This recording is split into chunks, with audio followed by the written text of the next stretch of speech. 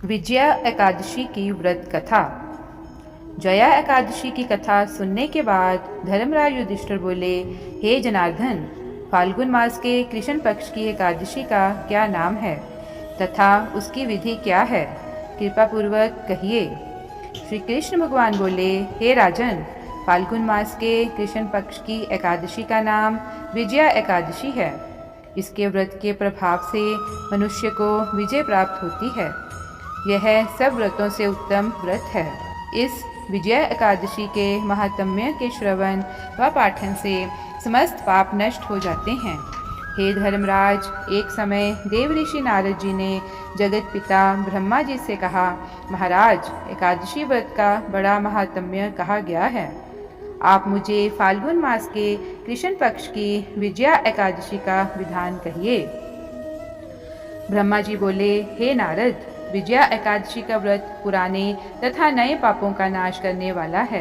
यह समस्त मनुष्यों को विजय प्रदान करता है। इस विजया एकादशी की विधि मैंने आज तक किसी से नहीं कही। तुम्हारे पूछने पर संसार की भलाई के लिए अब कहता हूँ।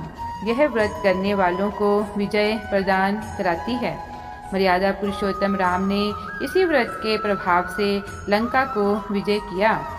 त्रेता युग में मर्यादा पुरुषोत्तम श्री रामचंद्र जी को जब 14 वर्ष का वनवास हो गया तो वे पिता की आज्ञा से भाई लक्ष्मण तथा सीता जी सहित पंचवटी में निवास करने लगे।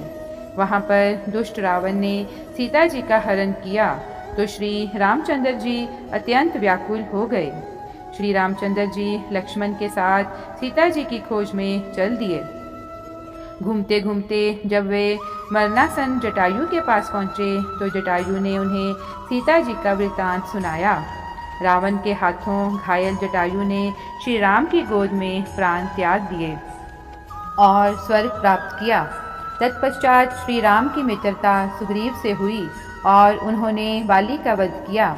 हनुमान जी ने लंका में जाकर सीता जी का पता लगाया। वहाँ से लौटकर हनुमान जी श्री रामचंद्र जी के पास आए और सब समाचार कहे। श्री रामचंद्र जी ने वानर सेना सहित सुग्रीव की सम्मति से लंका को प्रस्थान किया। जब श्री रामचंद्र जी समुद्र के किनारे पहुँचे तब उन्होंने देखा कि समुद्र तो मगरमच्छ आदि भीषण जीव जंतुओं से युक्त है। उस अगाध समुद्र को पार करना कठिन है। तब उन्होंने लक्ष्मण जी से कहा कि हम इस अगाध समुद्र को कैसे पार कर सकेंगे, फिर रावण पर हमारी विजय कैसे होगी। लक्ष्मण जी कहने लगे, हे पुराण पुरुषोत्तम, आप आदि पुरुष हैं, आप सब कुछ जानते हैं। यहाँ से आधा योजन दूर कुमारी द्वीप में वग्दालभ्य नाम के मुनि रहते हैं। उन्होंने अनेक ब्रह्मा देखे हैं। आप उनके पास जाकर इसका उपाय पूछिए। लक्ष्मण जी के इस प्रकार के वचन सुनकर श्री रामचंद्र जी वग्दालभ्य ऋषि के पास गए और उनको प्रणाम करके बैठ गए। मुनि ने मनुष्य रूप धारण किए हुए पुराण पुरुषोत्तम से पूछा, आपका आना कैसे हुआ। रामचंद्र जी कहने लगे, हे महर्षि, मैं अपनी सेना सहित यहाँ आया हूँ और राक्षसों को जीतने के लिए लंका जा रहा हूँ। आप कृपा करके समुद्र पार करने का कोई उपाय बताइए। मैं इसी कारण आपके पास आया हूँ।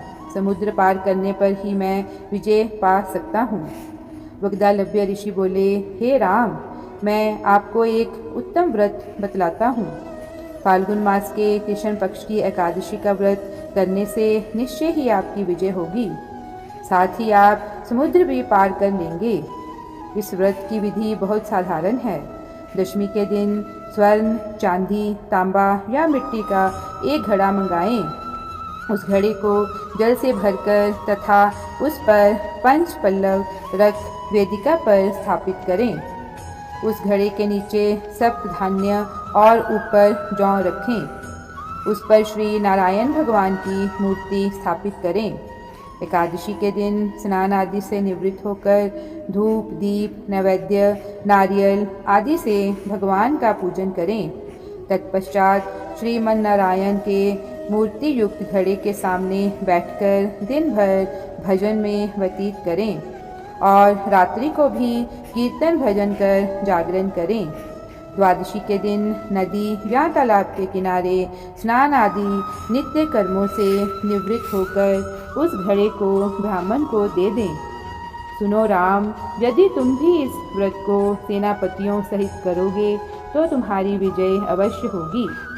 श्री रामचंद्र जी ने ऋषि के कथनानुसार विधि पूर्वक विजया एकादशी का व्रत किया और इसके प्रभाव से दैत्यों पर विजय पाई।